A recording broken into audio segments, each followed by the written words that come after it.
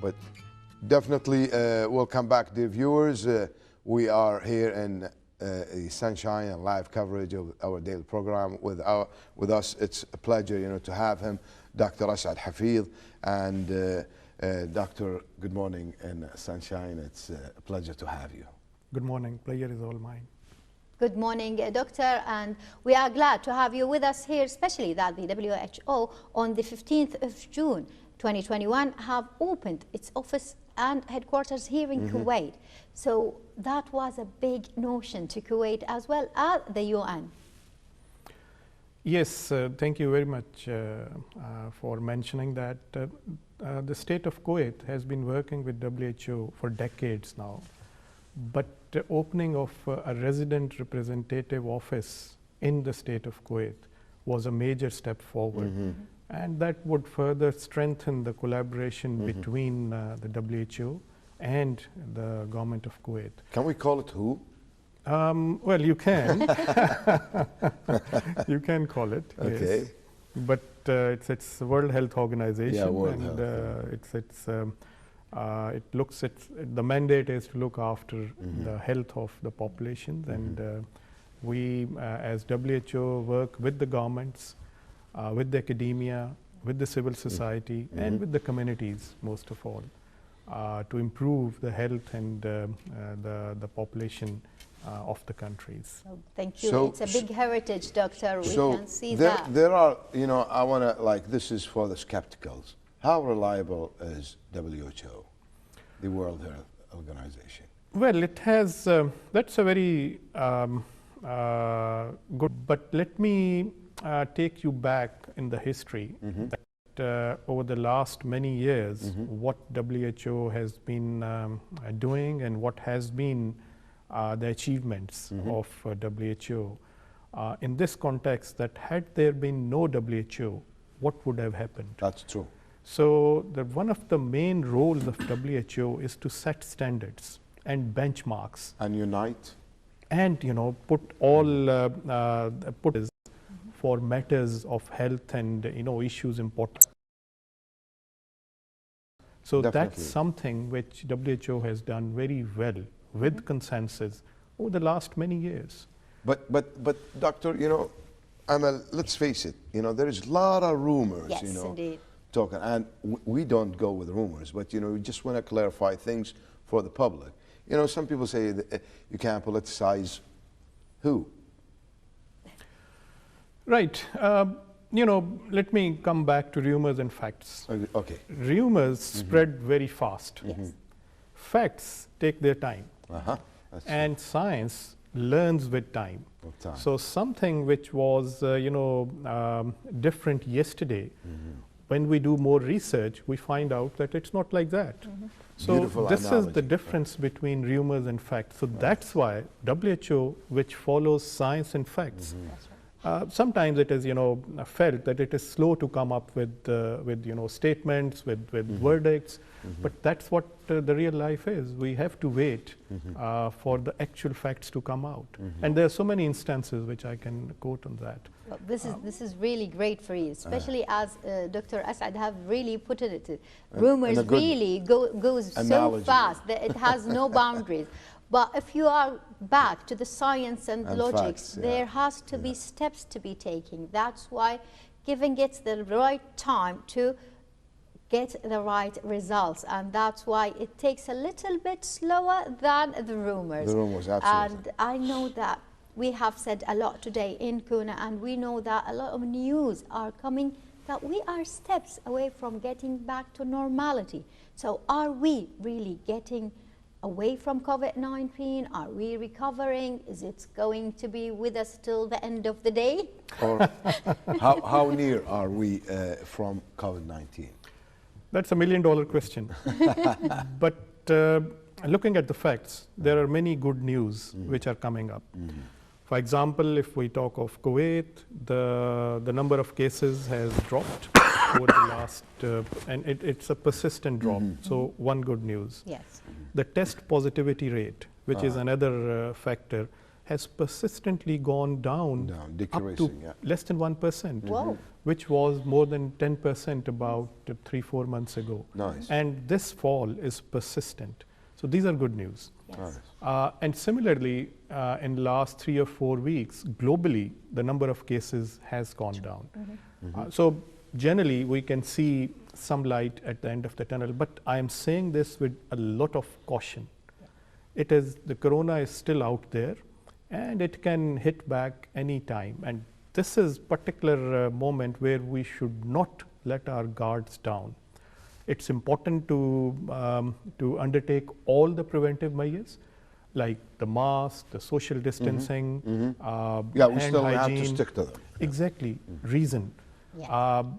Though Kuwait is one of the fortunate countries which has, and you know, the government has been very proactive, and there is a large number of people who have been vaccinated. Yes, indeed. That's But true. if we look at the global situation, there are Yeah. countries which have less than That's true. 10%, 5% That's right. vaccination, and there are pockets of population who are entirely susceptible.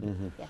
So as long as there is virus, those pockets are potential Danger. explosive sites. Yeah. Okay. You know, if the virus goes there, Exactly. it starts multiplying, Exactly. there could be a new variant.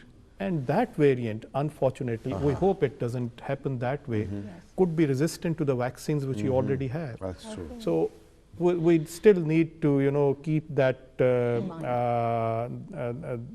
that precaution on our mind. And you know, it's not the boundaries do not matter for diseases. That's right. Absolutely. It's a global village. Absolutely. One disease Exactly. in one, you know, far off corner of the world. The next day it is you know, Near you or yeah, around yeah, you. yeah. So I think viruses and rumors really stick together and goes fast together, spreads together. Absolutely, Amal, Absolutely, you have just, you know, spot on. The Spot virus on, and yeah, rumors are that's the same the same thing. characters. They go viral. Yeah, they go viral. And the social media. That's true, Yes. exactly. In the social media, that's the main bridge, you Environment know, for it. unfortunately, you know, spreading all these rumors. But I want to ask you about, Doctor, about this old debate in the medical field between doctors with vaccination and immunization, and there are these doctors against. Believe it or not, before this pandemic takes place, we had, you know, I remember one of the doctors, Kuwaiti doctors, name is Dr. Shamsa. Yes. Yeah, he was against immunization. Yes. And there are doctors with the immunization. So what I want you to give this message, because people, they think it's a new debate and it's a new heated debate. No, it's a very old one. Yes, you're right. This is unfortunate that there are opinions against and for, but that happens for anything. You know, Exactly. But let's go with evidence. You know, we as scientists, as you know, progressive human beings, we need to stick to what evidence is. Absolutely. Now, whenever there is a vaccine, or for that matter, a medicine, there is a history of experiments, trials, and then, you know, results coming out of it. So there are, if we put it like this, that there is a cohort of people who were vaccinated and a cohort of people who were not vaccinated. And then we see that which cohort Results, yeah. gets the infection and which cohort doesn't get the infection. Moreover, what are the side effects which could be possibly seen Exactly. after 1 year, after 6 months, after 2 years, and which are the side effects which are seen after the disease. Okay.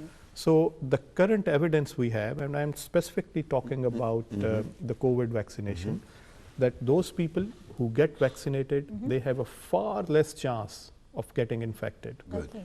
Those people who get vaccinated and then get the disease, you know, there would be some people who would still get the disease. Yes. The severity of the disease and the mortality is much lower than those who do not get vaccinated. Exactly. The side effects after getting vaccination are much, much less than the side effects after getting the real infection.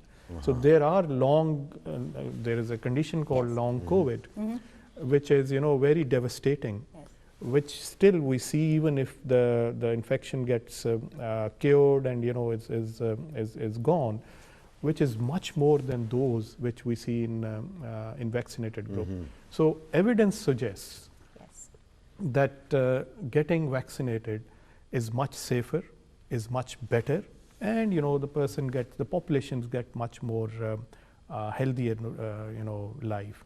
And the same goes true for rest of the vaccination. Exactly. Yes, that's You know, so true. since the vaccines have come in, we used to see 50 years ago a lot of typhoid. Exactly. We used to see, there were smallpox, Yes, Yeah. there was polio, there was measles. that's right.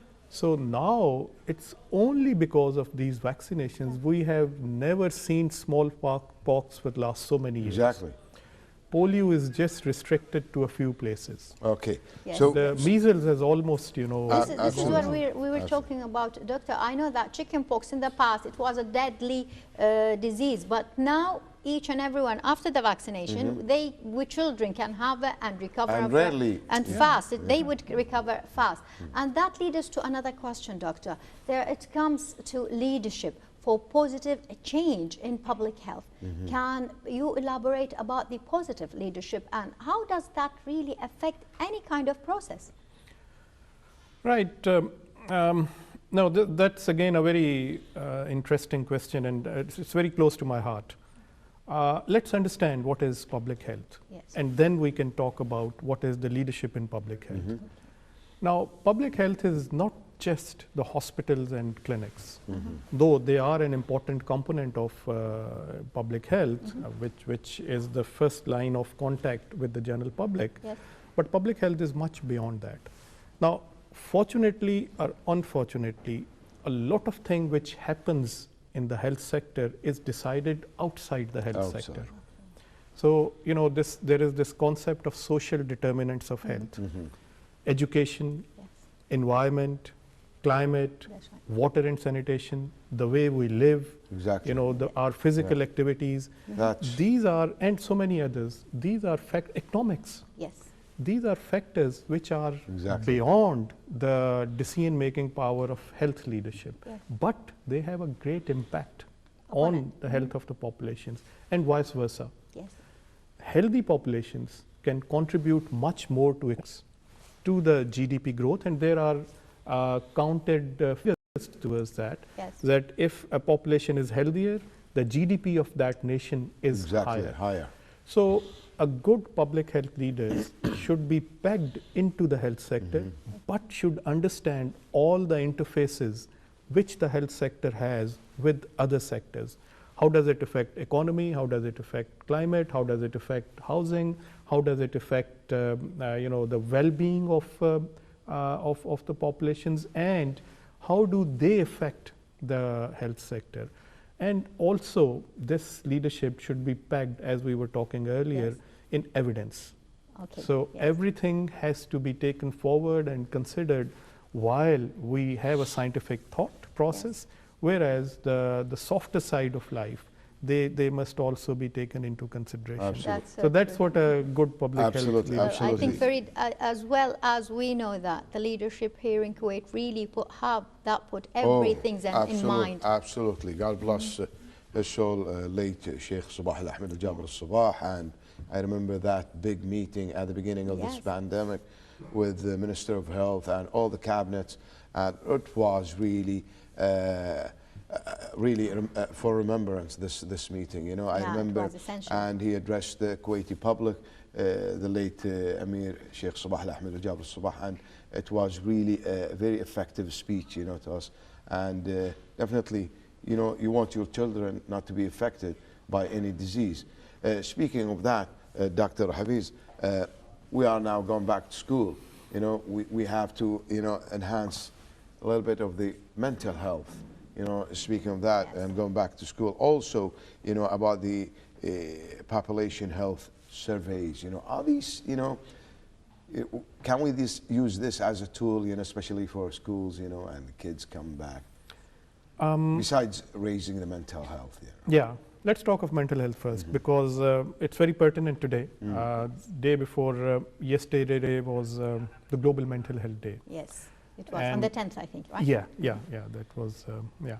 So And you would be surprised to know that about 1 billion people, not million, Billion. not 100 million, but 1 billion, 1 billion people at this point in time around the world have some sort of mental issue, mental health issue. And the most prevalent is depression. Yes. So that is the scale of...